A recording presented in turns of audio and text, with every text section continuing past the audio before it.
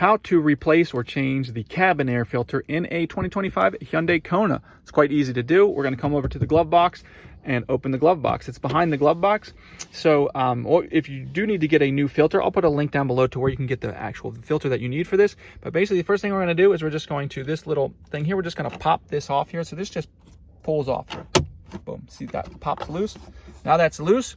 And then all we're going to do is come in. It has two little things here and here. They're just going to, what we do is we just kind of work it loose. Work it loose on this side and work it loose on this side, and it will pop out.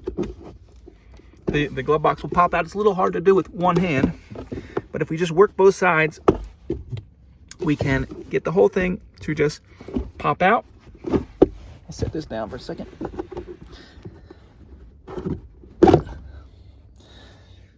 And now we have the glove box open, and we have just these two little, the filter's right in here. So what we're going to do is we can just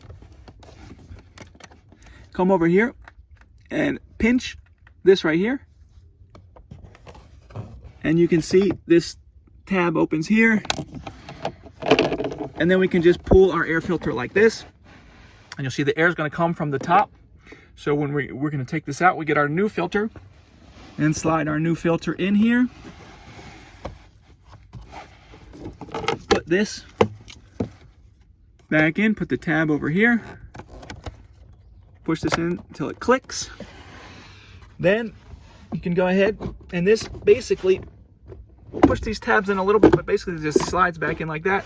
Once you get that, you just make sure these notches slide back in.